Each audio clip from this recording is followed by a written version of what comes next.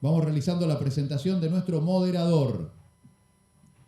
Muchas veces ocurre que en un encuentro, en un congreso, en un encuentro internacional, bueno, hay una tarea, un desafío de ser el moderador, la moderadora. Bueno, ¿y por qué?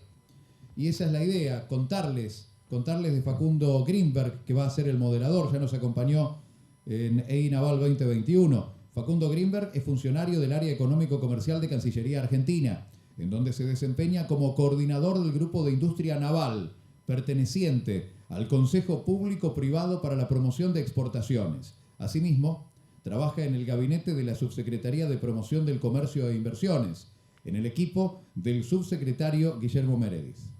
Anteriormente, trabajó como analista económico en la oficina de Buenos Aires de la CEPAL, la Comisión Económica para América Latina y el Caribe. Es licenciado en Economía de la Universidad de Buenos Aires y egresado del ISEN, el Instituto del Servicio Exterior de la Nación de la Cancillería Argentina. Un instituto realmente fantástico que todos los años recibe a jóvenes graduados universitarios de toda la Argentina que buscan allí una capacitación, quedan incorporados ya a la carrera diplomática y se capacitan por espacio de... ¿Son 2 años, Facundo? 2 años, sí. 2 años. Y de esa manera tenemos de todas las profesiones, desde las ingenierías, la economía, el derecho, la comunicación, son nuestros nuevos diplomáticos, diplomáticas que nos representan ante el mundo. Es el camino recorrido por Facundo Grinberg, que será el moderador y que se ha ganado el aplauso por todo el camino recorrido. Y además porque forma parte del presente y el futuro de quienes necesitamos para que lleven a la Argentina al mundo. Nos acompaña Óscar Gómez, es gerente de la Asociación Clúster Naval de Galicia, Aclunaga, desde España. También el aplauso para Óscar y bienvenido a la Argentina. Sergio Bacci, vicepresidente ejecutivo del Sindicato Nacional de la Industria de Construcción y Reparación Naval y Offshore, SINAVAL, de Brasil. Y nos acompaña como presidenta de ABIN, la Asociación Bonaerense de la Industria Naval, Sandra Chipola. Para ir más en profundidad con las presentaciones y para coordinar este panel y los tiempos, el moderador Facundo Grinberg. Bueno, buenos días a todos y a todas. Muchas gracias, Pablo, por la presentación. Muchas gracias, Sandra, Miguel, por la invitación para estar nuevamente aquí en el Encuentro de la Industria Naval 2022, un evento tan importante para nosotros como Cancillería. Estamos realmente muy orgullosos de estar apoyando nuevamente al sector naval. Ustedes saben que desde la Cancillería tenemos la misión de apoyar a todos los sectores exportadores de nuestro país en su objetivo de vender más y mejores bienes y servicios al mundo. Y el sector naval es para nosotros muy importante, es un sector con capacidad de generación de empleo, de agregar tecnología, de traccionar un sinfín de otras actividades económicas ligadas a la construcción y reparación de embarcaciones. Por ello hemos creado un grupo de trabajo en el año 2020 con el objetivo de posicionar al sector naval en el exterior y ello ha dado sus frutos. Este año hemos podido organizar un pabellón institucional argentino en las ferias de Navalia en Vigo, SMM en Hamburgo y Navellistic en Asunción, Paraguay. Así que quiero agradecerles a todos por el apoyo que nos han dado en esta misión. Y bueno, simplemente esperar que el año que viene sigamos trabajando con el mismo ímpetu y con el apoyo de todos ustedes. No quiero robarle más tiempo, quiero dejarle las palabras a los que verdaderamente saben. Paso a presentar al primero de nuestros expositores, Óscar Gómez. Es director del Clúster Naval Gallego Aclunaga desde 2014. Óscar es ingeniero en electrónica y automática, máster en ingeniería de la edificación y construcciones industriales, experto europeo en sistemas de gestión de la calidad y medio ambiente, experto acreditado en gestión y dirección de clústeres. Óscar ha trabajado en reparaciones navales Tecnimo para la empresa Navantia en 1996 y 1997. Ha sido responsable de formación y departamentos técnicos de entidades de formación en 1998 y 2003. Ha sido responsable de formación y recursos humanos del Centro Tecnológico Almen entre 2003 y 2006, director de la empresa de construcciones metálica Blanco y Oro entre 2006 y 2007, para finalmente pasar a desempeñar el cargo de director técnico del clúster entre 2007 y 2014. Óscar ha sido presidente del Diálogo Social para el Naval en Europa entre 2014 y 2020 y es vicepresidente del Hub Digital de Galicia desde el año 2019. Óscar, te invitamos, por favor, a pasar al atril. Muchas gracias. Un aplauso, por favor.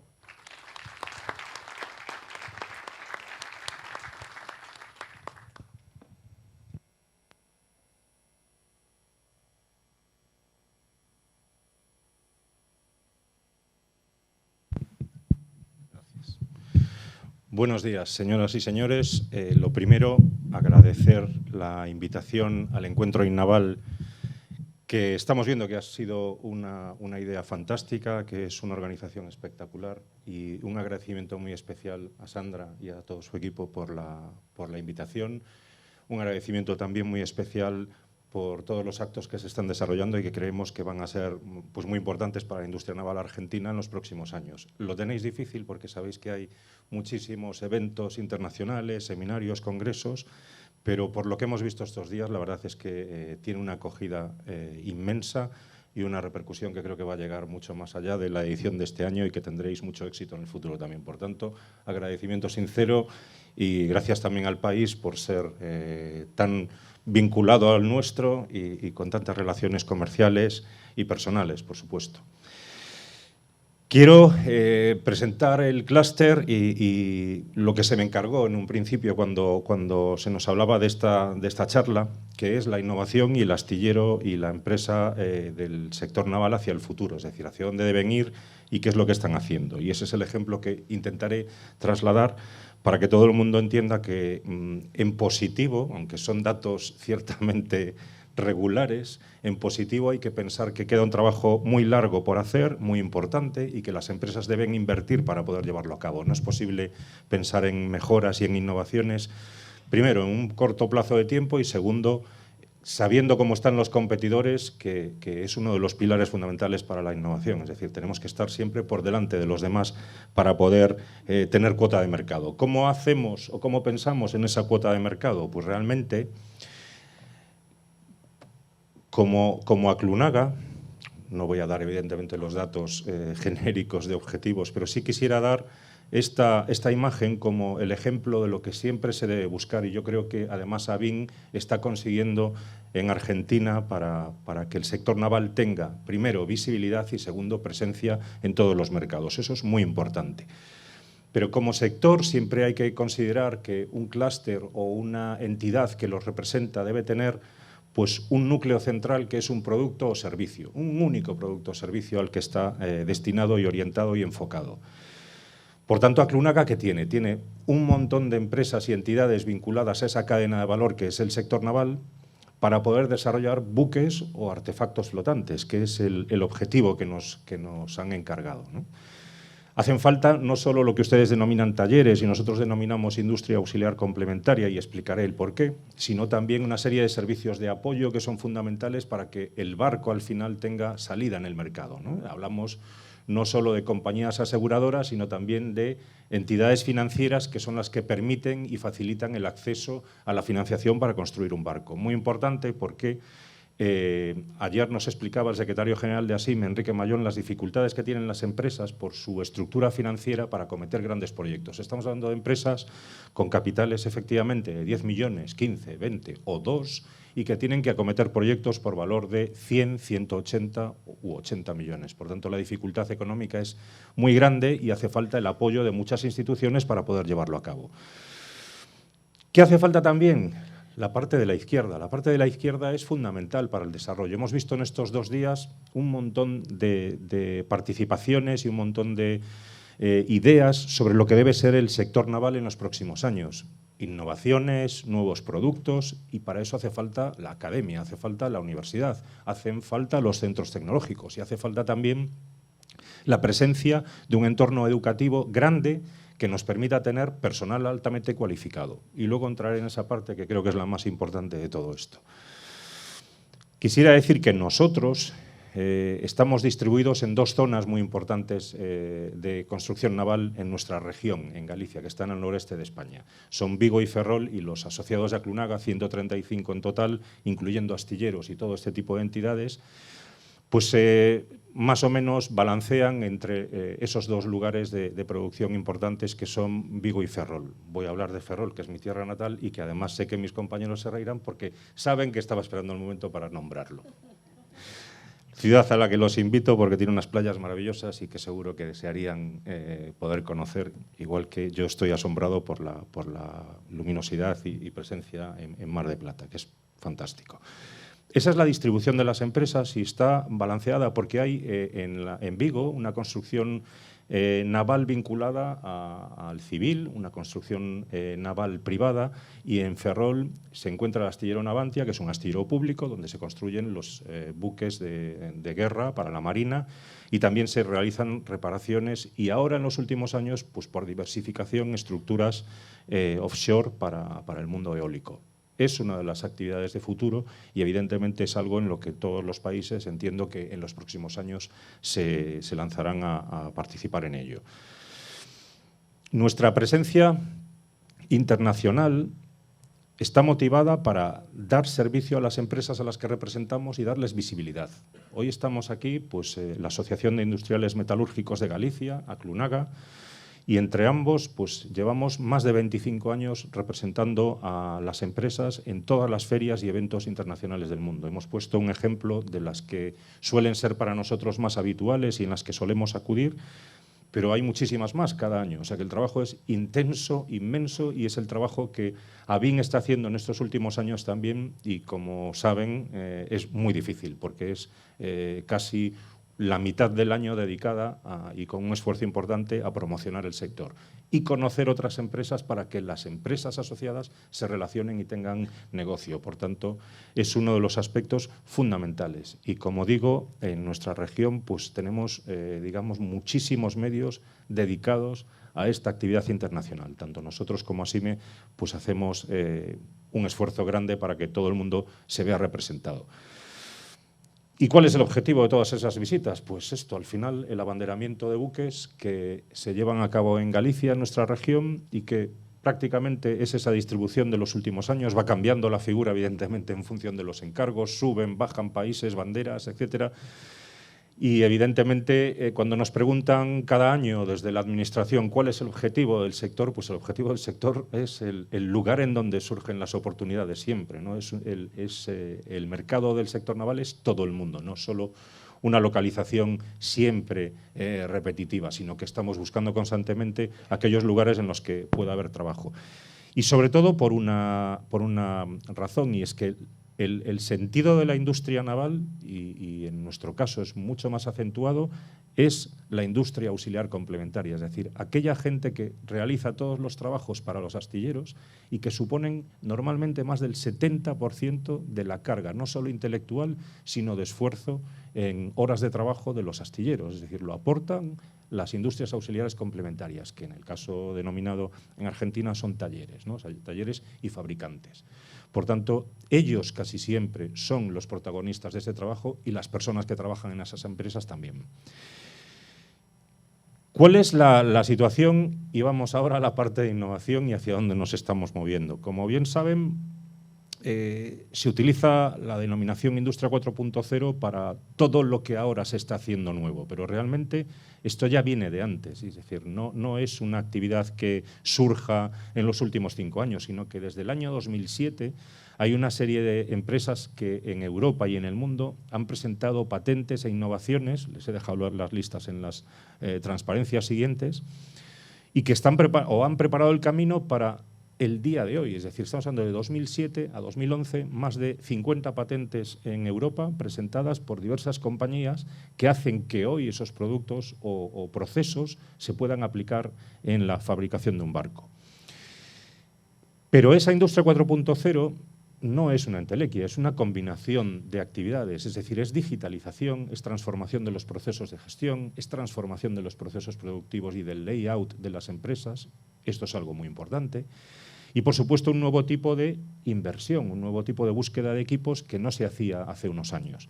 No es solo un corte automático, no es solo un proceso de soldadura automática. Veíamos estos 2 días una serie de robots soldando tubería, por ejemplo, pero es mucho más que eso. Es decir, cuando se termina ese proceso de soldadura, cuando se está produciendo ese proceso de soldadura, tiene que haber una comunicación con la oficina técnica del astillero para que la información que se está produciendo en ese momento sea en tiempo real y se puedan tomar decisiones.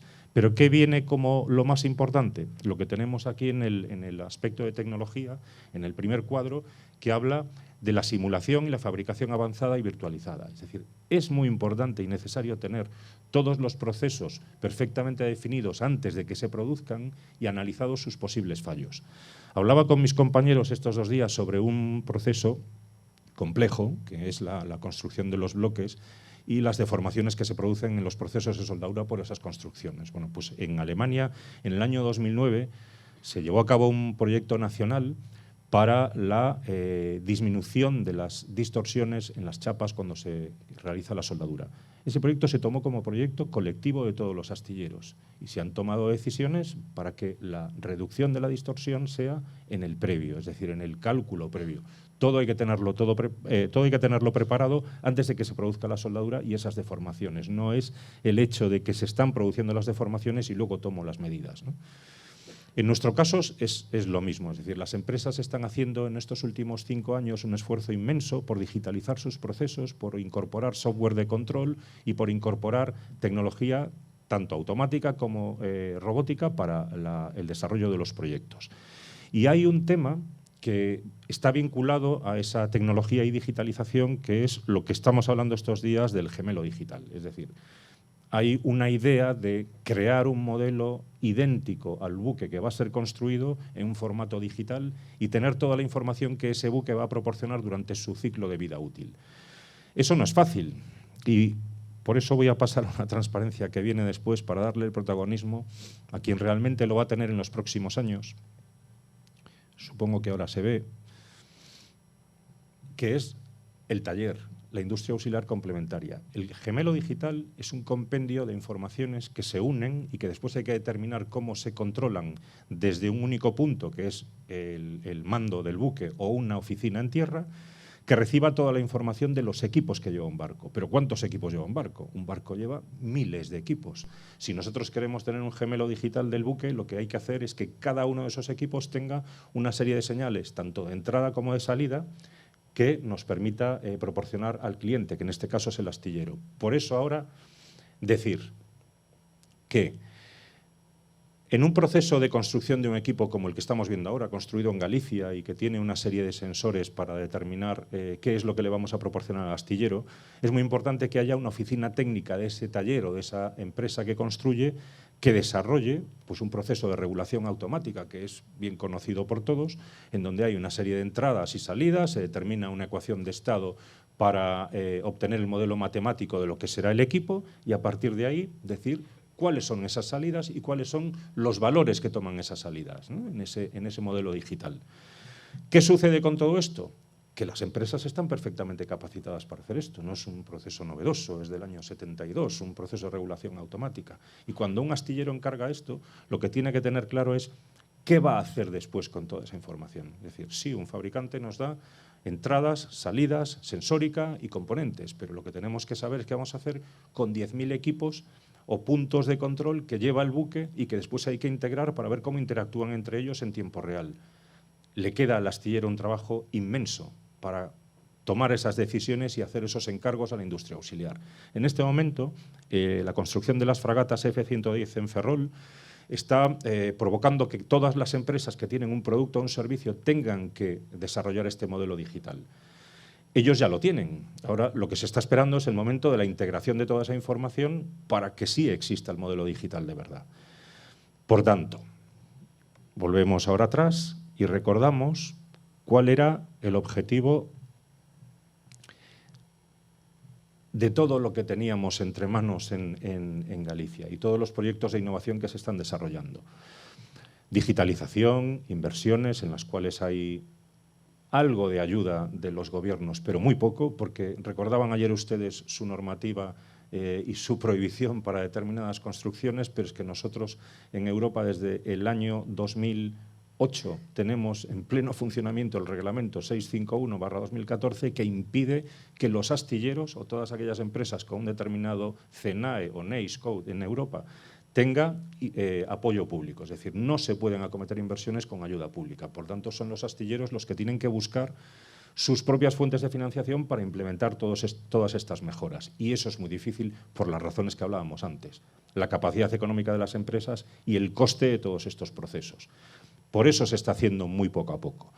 Pero ¿dónde viene el valor importante de todo? Es en las personas. Es decir, el paradigma de la situación actual cambia en el momento en el que necesitamos otro tipo de profesionales para desarrollar todo lo que estamos hablando aquí. Decían ustedes ayer que hay muy buenos profesionales en Argentina, hay una buena universidad, hay conocimientos, se están desarrollando proyectos de innovación, como el que hablaba antes de la soldadura de tubos, que nos explicaron perfectamente, y en todos los países hay esa capacidad. Ni España es superior a nadie, ni Polonia es superior a nadie, ni Argentina, todos están al mismo nivel, todos tienen capacidad, el conocimiento está ahí, está en las aulas, hay que llevarlo después a las empresas, pero nos faltan profesionales. Faltan en España, faltan en toda Europa, faltan en Sudamérica y faltan en Norteamérica. Eso es un problema mundial. Hay una nueva sociedad, hay unos nuevos intereses de la gente joven para trabajar en otro tipo de procesos y lo que hay que hacer es atraer ese talento y conseguir que la gente joven venga a las empresas para poder desarrollar estas tecnologías que hablábamos. Pero hay ingenieros en automática en el mundo y en todos los países. Hay ingenieros de materiales, que nosotros llamamos ingenieros de minas, para poder desarrollar nuevos materiales que incorporar a los buques, como los composites, por ejemplo, para las superestructuras de los barcos. En eso se están haciendo proyectos también, incluso en la impresión 3D, modelos, por ejemplo, de habilitación o modelos de consolas para el control de la superestructura también, el control del barco. Todo eso ya se está haciendo, pero hace falta gente que desee trabajar en este sector y es bastante difícil, la verdad. Entonces, ¿cuál es el objetivo de Aclunaga, el objetivo de ASIM, el objetivo de ABIM? Pues tiene que ser atraer a la gente joven, tenerlos hoy aquí, para que puedan escuchar todas estas cosas y entiendan que trabajar en un sector como el sector naval es realmente maravilloso, porque es una obra inmensa de grande. ¿Qué sucede también? Que no hay un contacto importante con la sociedad y nosotros tenemos que hacer ese enlace con la sociedad para conseguir que se entienda que hay carencia de profesionales y que hay necesidad de tener esos técnicos en el sector. ¿Qué le sucede a la gente cuando se le ofrece trabajar en el sector? Pues que hablan ya desde la pandemia, por desgracia, de teletrabajo, de unos salarios elevados, de las redes sociales, de dinero fácil, etcétera. Pero el mensaje para todos, por eso digo que la presentación es buena, pero es algo dura, ¿no? En ese sentido. El mundo es complicado y la gente debe tener un interés en desarrollar sus carreras con técnica, con cálculos, con puesta en marcha de equipos en tiempo real. ¿Y por qué? Pues porque por esa misma razón de las redes sociales y del mundo que vivimos, los jóvenes se encuentran con un problema y es que ahora se puede hacer a distancia todo. Ahora no solo las ingenierías pueden desarrollar planos en la India o en China y en tiempo real remitirlos, sino que también se puede hacer un control o un cálculo de la ecuación de estado que estaba diciendo antes de ese equipo desde cualquier parte del mundo y nos lo pueden entregar.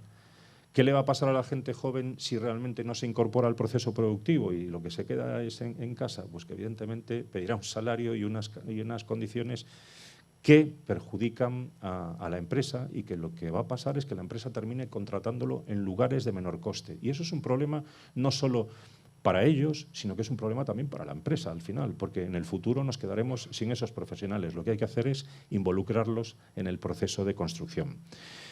Y hay que captar ese talento, hay que atraerlos y hay que demostrarles que esto es bonito y que esto es uno de los sectores más brillantes del mundo. Iba a poner unos ejemplos de los desarrollos que tenían en otros países. Las patentes se las he puesto ahí entre los años 2007 y 2011, pero verán que están concentradas en determinados lugares del mundo y en determinados tipos de compañías. Hay expertos en una serie de procesos como la soldadura o expertos en materiales y casi nunca son los astilleros. Las patentes que vamos a ver son procesos presentados por otro tipo de compañías que luego prestan ese avance al mercado. En esos años, esos son los ejemplos de patentes presentadas en el mundo sobre determinadas tecnologías. Y como vemos, para el Friction Steel Welding, que es el primero que aparece, Es la compañía ExxonMobil la que hace los primeros desarrollos y presenta sus patentes. ¿Qué hacen los demás? Incorporar esa tecnología. Aclunaga en concreto está en un proyecto europeo a punto de ser terminado además con muy buenos resultados para aplicar el friction stir welding bajo el agua. Y los resultados son espectaculares. ¿Qué sucede? Que, como decíamos antes, y por el capital de las empresas, eso tiene un coste elevado y eso que debe tener una rentabilidad para el futuro y un retorno para la empresa.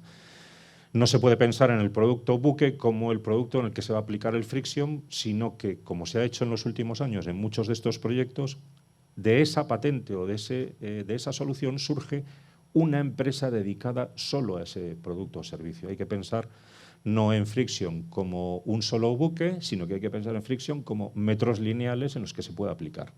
Y es ahí cuando se tiene que pensar no solo en el sector naval, sino en hacer ese friction para el sector naval y ese friction para otro tipo de sectores. Esa es la posibilidad de futuro, el crear alianzas entre empresas que desarrollan esta tecnología y luego ofrecer el servicio para otros sectores y no solo para el sector naval, dado los ciclos que nosotros tenemos. Evidentemente nosotros hemos tenido que hacer un check de lo que teníamos en casa, de lo que las empresas, disculpen por el lenguaje, el idioma, porque nos ha quedado así de lo que presentamos a nuestro gobierno regional, ¿no? Está en gallego, pero yo creo que se entiende perfectamente. El tipo de tecnologías que queríamos aplicar en cada una de las empresas y el estado de madurez o cómo se encontraba la empresa para recibir esa tecnología. Y como vemos, pues hay bastantes checks de valor incompleto o todavía mucho camino por recorrer, ¿no? Esto evidentemente era desde hace 6 años y en los últimos años sí se ha conseguido que casi toda la matriz que tenemos aquí se haya desarrollado. Pero es evidente que una de las cuestiones más importantes es la que decía al principio, es decir, la simulación, tener la planta en simulación y tener todos los datos de cómo va a ser la construcción del barco previos a que se comience la construcción. Porque si es así, se ahorra un montón de dinero y se ahorran costes, incluso personas dedicadas a cada uno de los procesos de fabricación. Ese es el modelo de verdad. Y en cuanto a los lugares en los que se llevaron a cabo estas primeras implantaciones y los procesos de simulación, etcétera, pues decir que son los típicos de Flensburg en Alemania, Meyer-Werft, Samsung, por supuesto, han dado pasos muy grandes y muy rápidos para tener estas tecnologías. Lo que es necesario es que el resto de astilleros que ya han visto que esto proporciona beneficios, como en el caso de la fabricación de Flensburg, pues lo apliquen en sus instalaciones también. Es muy importante el rediseño de la planta y es muy importante la utilización de nuevos materiales y es muy importante la utilización de software y de automática en todo el proceso. ¿Qué sucede entonces? Que hay que incorporar unos nuevos perfiles profesionales, como decía antes. Es decir, esa gente es necesario que se incorpore al astillero y hay que dejar de pensar en solo soldadores, caldereros, tuberos, ingenieros navales, etcétera. Estamos en un mundo en el que ayer nos hablaban los ingenieros industriales, ingenieros de minas o los ingenieros de software que tienen que incorporarse al proceso. Y como hemos visto por el modelo de gemelo digital, esta es la realidad, es decir, hacen falta profesionales de diferentes áreas, nuevas áreas, que se incorporen al análisis de los productos que tienen que llevar al mercado. Es decir, es un mundo cambiante y un nuevo paradigma de tipo de personas que trabajan en el sector. Yo creo que ya está. Sí, nos quedan 2 minutitos para ir cerrando. Perfecto. Pues entonces, sí que quisiera decir que en cuanto a la inversión que se ha hecho en Galicia en los últimos años para estas tecnologías, sí que nos hemos encontrado con la dificultad de los costes de automatización y robotización o del software que hablaba de virtualización. El trabajo es muy difícil e importante, sobre todo por el retorno de la inversión. Estamos hablando de valores importantes, pues un solo proceso puede costar entre 1 millón o 2 millones de euros su automatización o robotización y para el astillero, la industria auxiliar que lo tiene que llevar a cabo, siempre hay que pensar en unos 10 años de retorno de esa inversión, cuando realmente, por ejemplo, el sector de la automoción está trabajando con periodos de retorno de la inversión de 2 años. Es decir, es una diferencia inmensa en cuanto a la concepción de cómo se puede llevar a cabo la compra de un equipo de alta tecnología, ¿no? Y en el sector naval, sin embargo, se nos van esos plazos a muchísimo más retorno. Por tanto, si no estamos en un periodo de tiempo de unos 6 años para esa inversión, la dificultad es máxima. Tendría que ser un periodo de 6 años o menor para acercarse un poco más a lo que hace la automoción.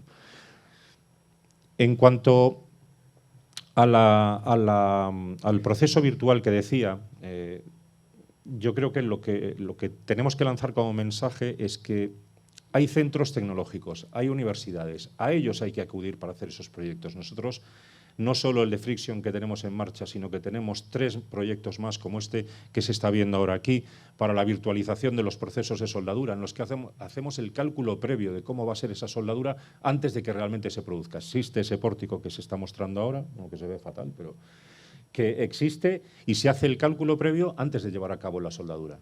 Estos proyectos hay que ponerlos en marcha con universidades y con centros tecnológicos. La capacidad de la empresa para llevarlos a cabo es muy limitada. Por tanto, esa colaboración, entiendo que ABIN puede hacerla en los próximos años también, involucrar a unos y a otros para que colaboren en proyectos y perder el miedo a lo más importante, que es la cooperación, porque para llevarlos a cabo tienen que cooperar varias empresas, y eso es lo que más nos cuesta también a nosotros. No es solo un tema en un lugar del mundo, sino que en todos sucede lo mismo. Las empresas quieren hacer sus propios desarrollos y a veces es necesario que se colabore entre varios para llevarlos a cabo. Y el trabajo de Aclunaga, SIME y ABIN, en este caso, es ese, provocar que colaboren y se ayuden unos a otros para obtener un resultado final.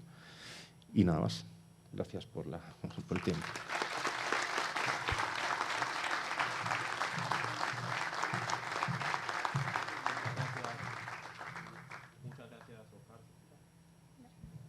Muchas gracias, ahí está. Muchas gracias, Oscar, por tu presentación. Presentamos ahora a Sergio Bacci, de Brasil. Es administrador de empresas, fue secretario de Fomento del Ministerio de Transporte entre 2003 y 2006, responsable de Relaciones Institucionales de Libra Terminage de 2007 a 2009. Luego se hizo cargo de la Junta Ejecutiva de Bram Offshore, permaneciendo hasta el año 2014. Y actualmente, desde hace 7 años, es vicepresidente ejecutivo del Sindicato Nacional de la Industria de Construcción y Reparación Naval y Offshore, SINAVAL. Sergio, te escuchamos. Muchas gracias.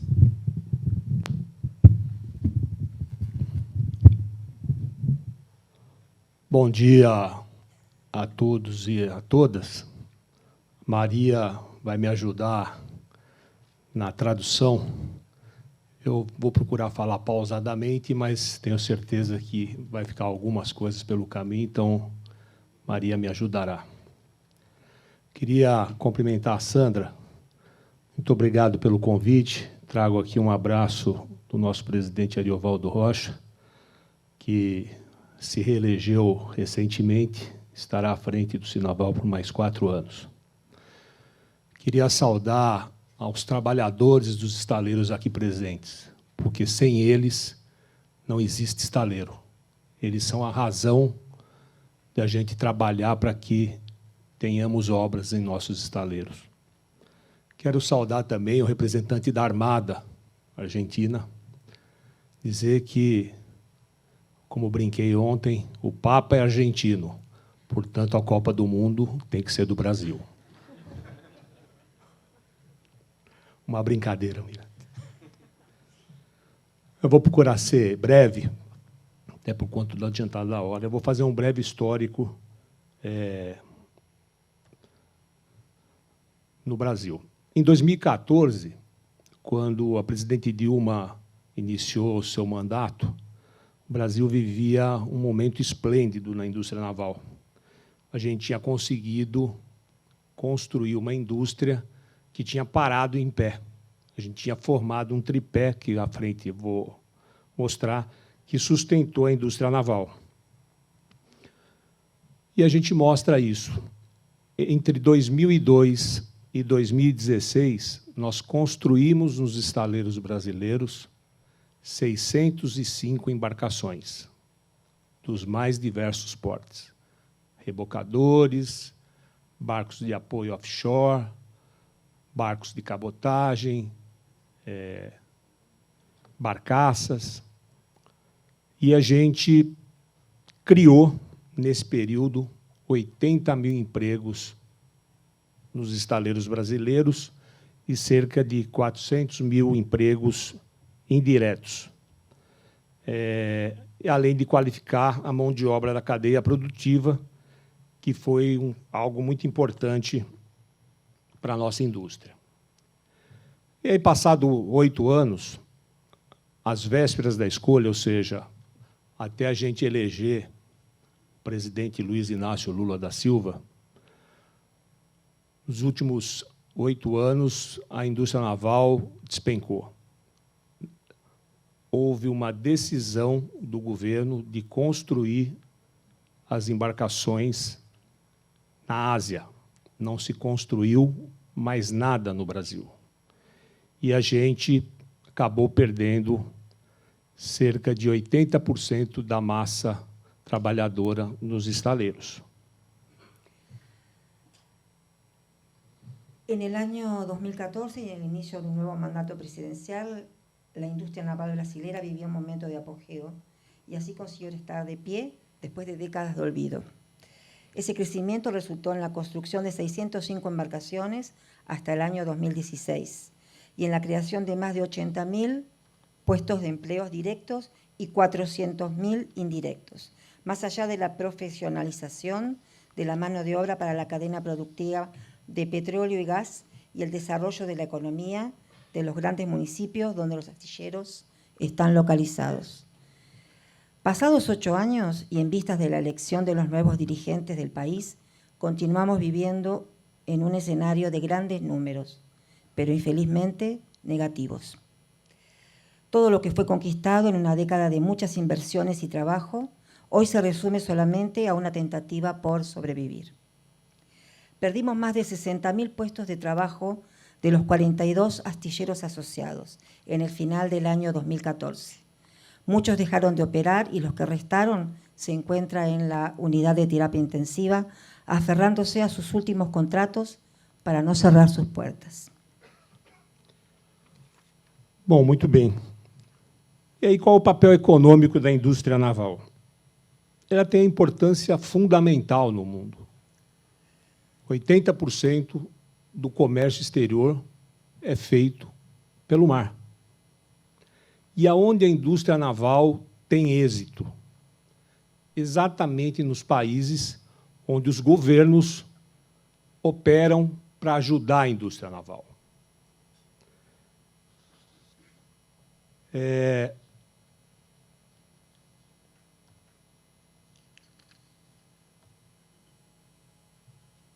A indústria naval, como eu disse, gera grande contingente de mão de obra, além de impulsionar a economia.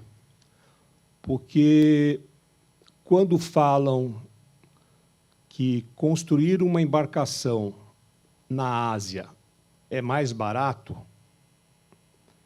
é porque comparam coisas diferentes. Quando se fala que é mais barato construir na Ásia, não levam em consideração os impostos que deixam de ser arrecadados nos nossos países, os empregos que deixam de ser gerados e a economia do entorno da indústria naval se movimenta. Essa conta nunca ninguém põe no papel.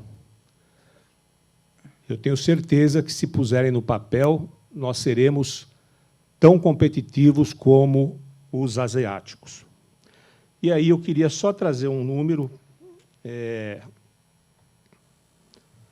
Em dezembro de 2000, a indústria naval no Brasil tinha 1.910 empregados. Em dezembro de 2014, nós chegamos ao nosso ápice, ao pico, com 82.000 empregados. E aí, a partir da eleição desse pária internacional, nós fomos perdendo a nossa capacidade de emprego e chegamos, em março de 22, com 19.000 empregados na nossa indústria. En el total de las 4 regiones del sudeste, nordeste, norte y sur del Brasil, comenzaron en diciembre del 2020 del 2000, con 1.910 puestos de trabajo.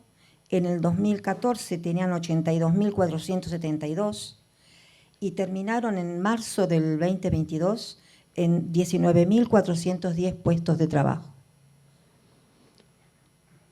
Durante o governo do presidente Lula, a indústria naval brasileira provou que é capaz. Nós fomos capazes de construir as 605 embarcações que falei, e nós utilizamos um recurso disponível no Brasil, que é o recurso do Fundo da Marinha Mercante, que é um fundo que financia a indústria naval com taxas de juros baixa. Nós utilizamos desse recurso 30,2 bilhões de reais em aproximadamente 10 anos. Isso significa que nós utilizamos aproximadamente 6,5 bilhões de dólares para incentivar a indústria naval no Brasil. La construcción naval brasilera probó que es una alternativa concreta para la oferta local de barcos y plataformas de producción de petróleo. Del año 2004 al 2016 fueron concluidas 605 embarcaciones financiadas por el Fondo de la Marina Mercante, que desembolsó desde 2004 la suma de 30,2 billones de reales. Eu queria mostrar muito rapidamente a situação dos nossos estaleiros hoje no Brasil. Eu vou passar rapidamente, mas vocês reparem que tem vários estaleiros que estão praticamente parados e os poucos que operam reparos navais. Você não tem, hoje, construção de embarcações no Brasil. Então, vejam, vários sem atividades, e isso é de norte a sul do Brasil. E aí eu quero entrar um pouco no como é que a gente entende a indústria naval. A indústria naval tem que ser sustentada com 3 pilares. Nós precisamos ter demanda. É necessário demanda de longo prazo. E aí, no Brasil, nós temos a Petrobras e a Marinha do Brasil, que precisa construir embarcações, e elas devem construir essas embarcações no Brasil. Então, nós teríamos uma demanda de longo prazo. Nós precisamos fazer a reserva de bandeira para cabotagem. Nos Estados Unidos, a cabotagem é feita com navio e tripulação de bandeira americana.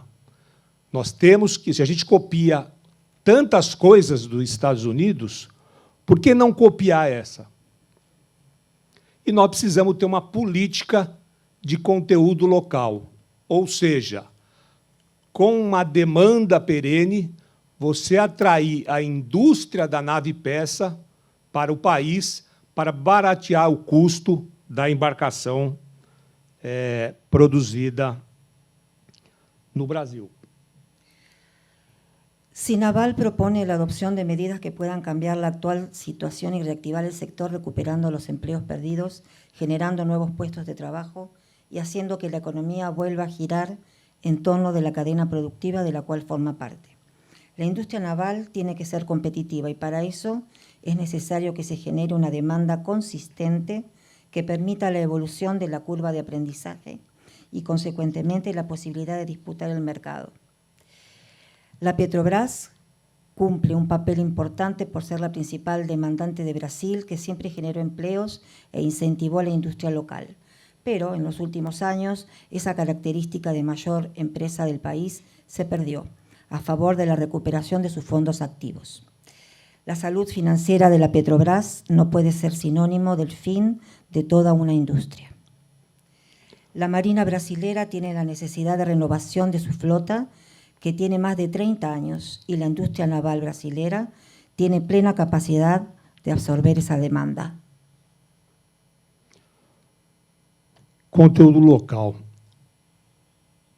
Nós tínhamos uma política de conteúdo local no Brasil, onde, obrigatoriamente, 65% das embarcações tinham que ser construídas em empresas brasileiras. Isso foi alterado neste governo, caiu para 25%, mas a gente entende que isso é uma política que tem que voltar no próximo governo.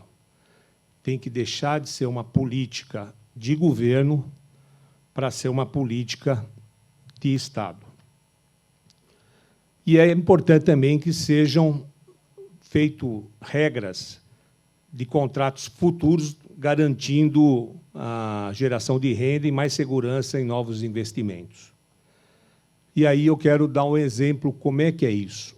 A Petrobras, ao longo de 2003 a 2014, fazia licitação para barcos de apoio e dava para as empresas ganhadoras desses contratos de 8 anos, prorrogado por mais 8. Ou seja, uma embarcação construída no Brasil tinha garantia de 16 anos de contrato, quase toda a vida útil dela, com contrato garantido na Petrobras.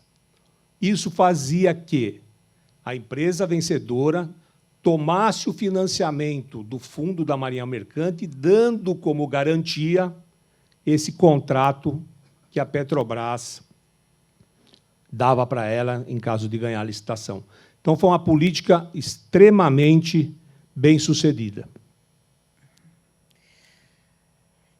El contenido local. Se ha invertido y producido mucho gracias a la política de contenido local en Brasil y es posible hacer mucho más en esta nueva fase de exploración de petróleo en el país, mejorando las reglas y no excluyéndolas. El contenido local precisa ser visto como una política de Estado que traerá beneficios para todo el país. Se destaca que los porcentuales pertenecientes al contenido local acordados por la industria brasilera con la Agencia Nacional del Petróleo, Gas Natural y Biocombustibles, 40% para 3 familias en contratos antiguos como ingeniería, equipamientos y construcción, integración de módulos y cascos, no fueron tomados en cuenta por el Consejo Nacional de Política Energética, con perjuicios para la industria naval y su cadena productiva nacional. Es importante que sean establecidas las mismas reglas para los contratos futuros, garantizando de esa forma el crecimiento de empleos de empresas en el sector en Brasil y no en los países de Asia. La generación de renta y más seguridad para las nuevas inversiones. A indústria naval no mundo, onde ela é efetiva, tem a mão do governo. E aí eu cito países dos mais variados matizes ideológicos. A China é sócia dos estaleiros, o Estado chinês é sócio dos estaleiros na China. Portanto, quando não tem obra do armador privado, o Estado chinês encomenda no seu estaleiro para evitar que tenha desemprego. No Japão, a taxa de financiamento é 0. Você toma o financiamento e a sua taxa de juros é 0. Na Coreia, na Noruega, nós temos a política de conteúdo local para baratear o custo das embarcações. E nos Estados Unidos, para a gente chegar do outro lado, um país capitalista, tem a lei John Act, uma lei centenária que obriga que as embarcações de cabotagem que operam na costa americana sejam construídas em estaleiros americanos e tripulados por americanos. Portanto, vejam, eu passei ao redor do mundo e aonde a indústria naval é forte, tem a mão forte do governo. Ou os países que querem ter indústria naval entendem isso, ou não vai existir indústria naval. Não adianta achar que a iniciativa privada sozinha faz com que a indústria naval cresça em nossos países. La política industrial en el mundo. Una fuerte política defiende la capacidad de varios países que cuentan con flotas bajo su control, incluyendo las banderas de conveniencia, para el dominio estratégico sobre el transporte de cargas domésticas e internacionales. Brasil necesita seguir ese mismo camino. Los Estados Unidos en los Estados Unidos existe la centenaria Ley Federal Jones Act, promulgada en 1920 y recientemente reforzada, que asegura el transporte en sus costas de embarcaciones construidas localmente y con tripulación exclusivamente de estadounidenses. China ya negó al consorcio P3, formado por los mayores transportadores de containers del mundo, el derecho a operar en sus puertos. El consorcio domina más del 40% del mercado mundial y es monitoreado por el Global Shipper Forum, con sede en Londres para verificar prácticas que impidan la libre competencia en el mercado de fletamento. Corea del Sur anunció hace algún tiempo un plan para la construcción de 200 navíos como parte de la reestructuración de la industria naval y el aumento de la competitividad. Disculpe. 2 minutinhos, eu vou ser rápido. Bom, enquanto isso, no Brasil, a gente fez o famoso voo de galinha.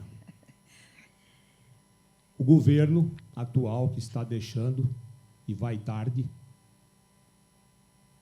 mandou para o Congresso Nacional uma lei chamada BR do Mar, que foi citada aqui ontem, que serve única e exclusivamente para comprar navio de fora do Brasil e levá-los para o nosso país sem pagar imposto, acabando com a nossa indústria naval.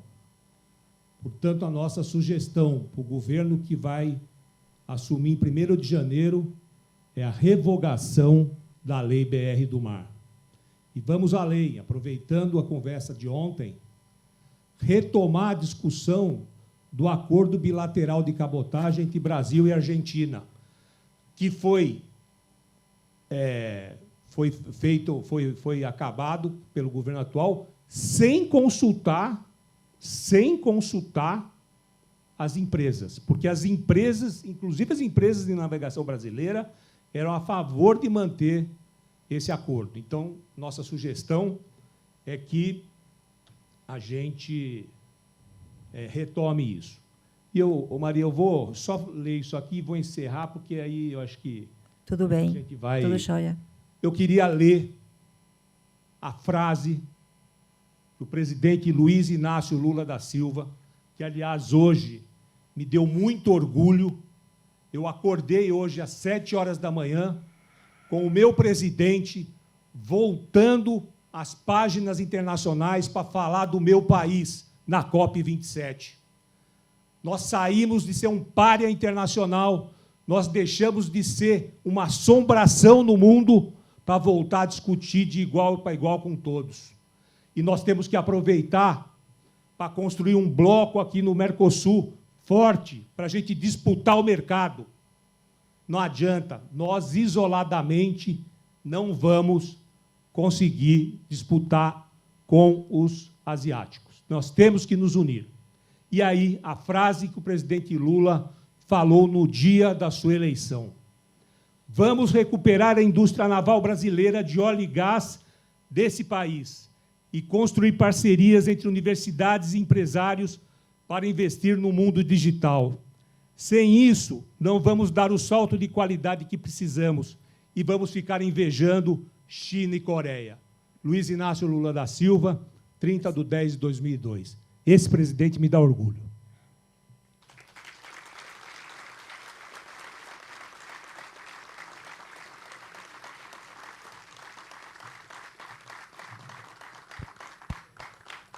Muchas gracias, Sergio, por tu exposición. Nos queda presentar a Sandra, nuestra anfitriona. Sandra Chipola es presidenta de la Asociación Bonaerense de la Industria Naval, ABIN, y de SPI Astilleros, socia fundadora de la Fundación Clúster de Energía Mar del Plata e integrante de su comisión directiva, tesorera de la Unión Industrial de Campana, vocal titular de la Unión Industrial de la Provincia de Buenos Aires, miembro del Consejo Asesor para la Transversalización de las Políticas de Desarrollo Nacional con enfoque de género en el sector productivo, de la Secretaría de Industria y Desarrollo Productivo de la Nación, consejera del Consejo Consultivo Regional Mar del Plata del Banco Provincia e integrante del Consejo Sectorial Productivo Bonaerense, socia adherente de la Fundación Mar del Plata Entre Todos, Monitoreo Ciudadano, y forma parte del Consejo Económico y Social de la Industria Naval. Sandra, te escuchamos.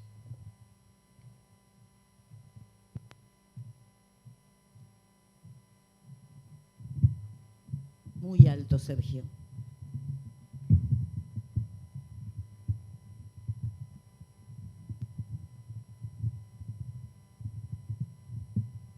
Bien. Buenos días a todos y todas. Gracias por estar, por seguir acompañándonos. Son días intensos.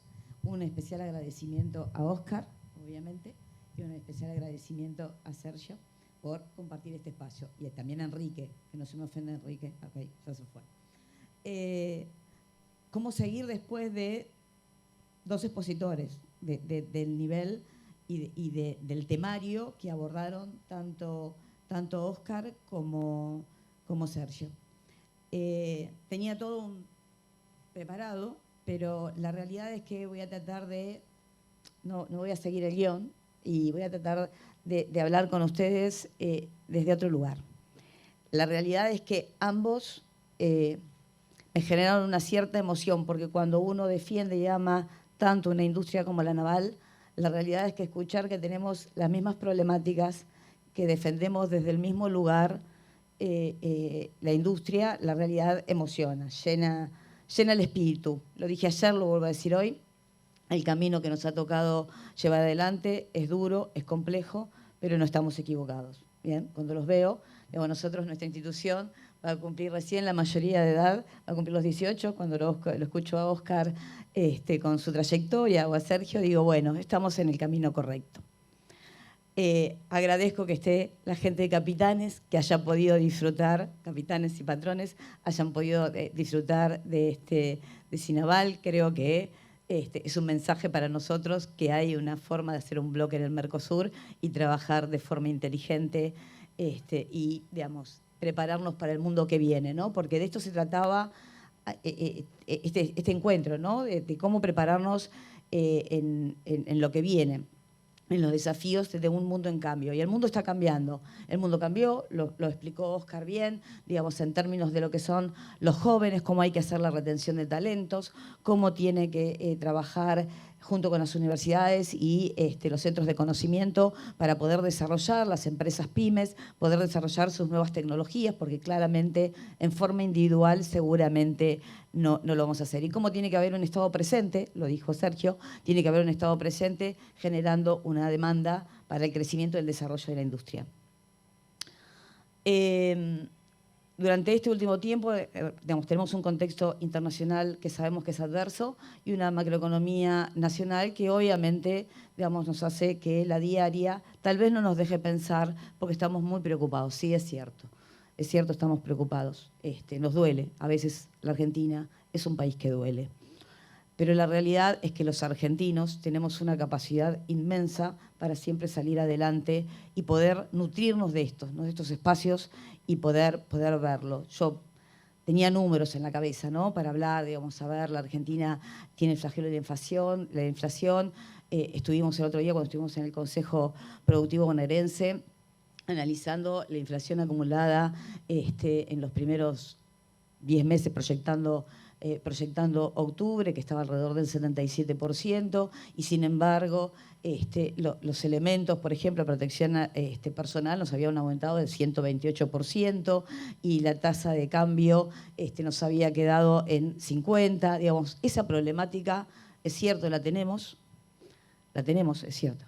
Y con eso se trabaja todos los días, y con eso hay que poner en valor a los empresarios, no solo de la industria naval, en este caso en particular, también de la pesca, que a pesar de esta coyuntura, a pesar de esta problemática, aún siguen confiando en el país y aún siguen poniendo órdenes de compra en los astilleros nacionales. Creo que eso hay que ponerlo en valor, eso hay que hoy entender, digamos, ver a nuestro país vecino, Brasil, con su problemática, y la nuestra es muy pequeña porque claramente a nosotros casi lograron destruirnos, ¿bien?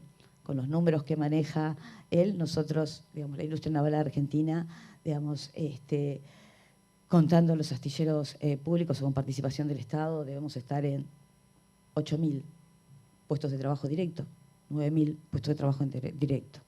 Es decir, que casi lograron destruirnos. Por eso hay que dar esta batalla, por eso hay que estar en estos lugares, por eso hay que estar presentes en lo que significa defender esta industria, ¿bien? Que no tiene que ser solamente un título, tiene que ser con el compromiso diario, con el compromiso de mucha gente que yo veo hoy acá, con mucho esfuerzo, porque cada uno, vuelvo a decir, tiene su diaria. Hoy, claramente, las quincenas son mucho más difíciles de pagar, digamos, los contratos los tenemos que replantear, digamos, estamos discutiendo para arriba y para abajo en función de la economía. Entonces, claramente tenemos una dificultad altamente importante, pero no por eso nos debemos encerrar hacia adentro y no poder mirar la capacidad que tiene la industria naval para salir adelante y sobre todo esto que genera, ¿no? Los puestos de trabajo que pueden llegar a generar, el nivel de producción y el prestigio internacional que creo que claramente lo vamos a ir ganando. Dentro de la presentación que teníamos algo muy particular, que habíamos hecho una encuesta a nuestros socios, ¿bien? Y había algo muy destacable, porque lo hicimos hace 2 meses atrás, es decir, ya con coyuntura. Y la realidad es que de eso preguntábamos, digamos, entre las preguntas que le hicimos en esta encuesta, es si estaba dispuesto a seguir invirtiendo, desarrollándose geográficamente o en algunos productos o en diversificarse. Y la realidad es que nos dio que el 26% de los asociados quiere crecer y quiere ampliarse geográficamente, por ejemplo. Otro 26% realmente quiere, digamos, sacar una nueva línea de producción o diversificar su producto. Y el 17%, si el número me da más o menos, estaba dispuesto a seguir haciendo inversiones en el país para desarrollarse y poder entrar en nuevos mercados que hoy no tenía. Y estamos hablando de pymes. Bien, estamos hablando de pymes que están supuestamente, ahogados por una situación particular. Entonces, más allá de que obviamente esa situación está y existe, la realidad es que la industria naval tiene ese potencial de ponerse por arriba de la coyuntura y pensar a futuro porque quiere seguir apostando al país.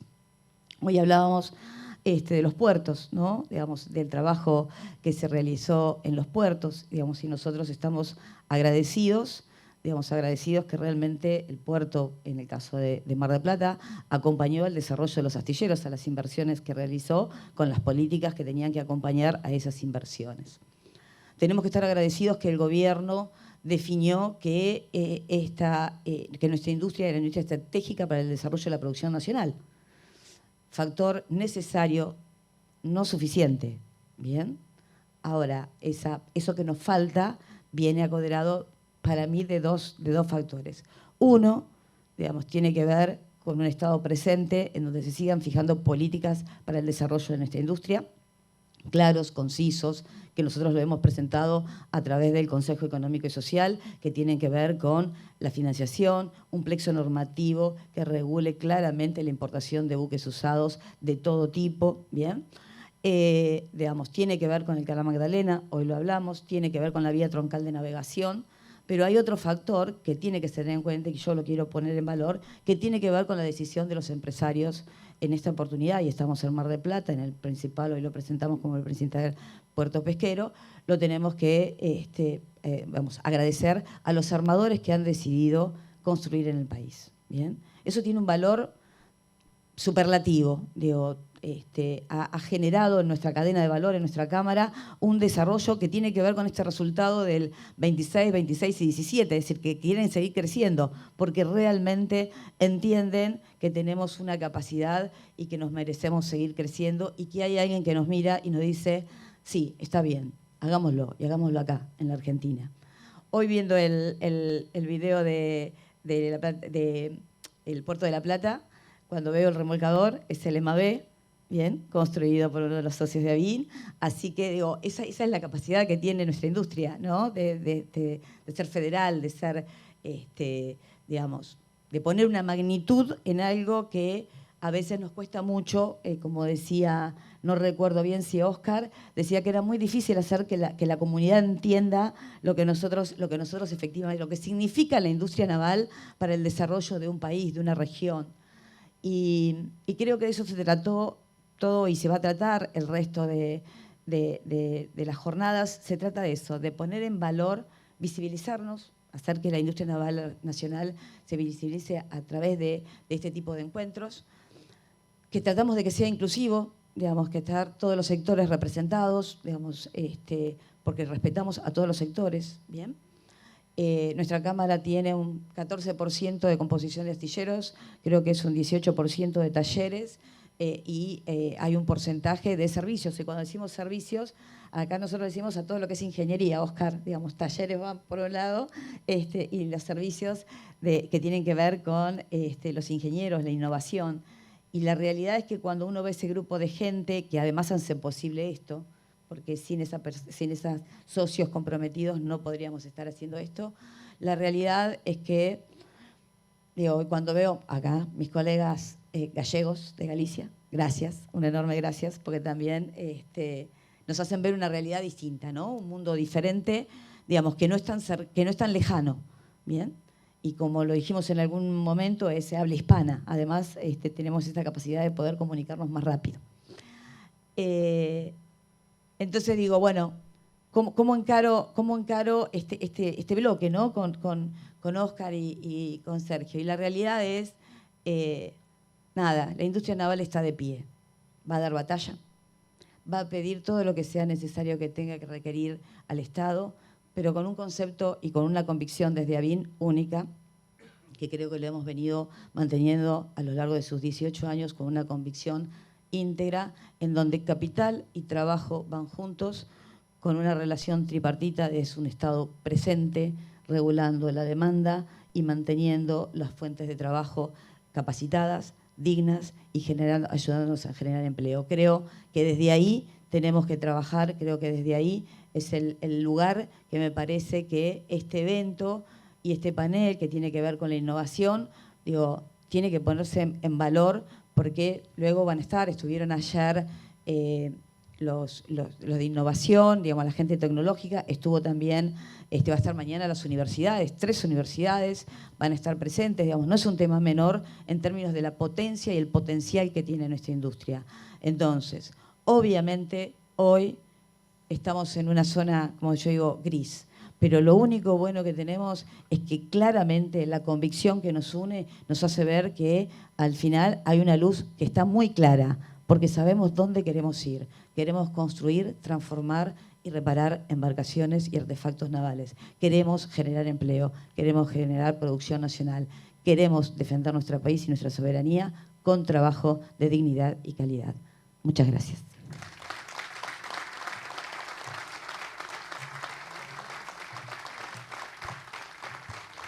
Muchas gracias, Sandra, y muchas gracias a Sergio, Oscar por estar y a todos ustedes por la atención.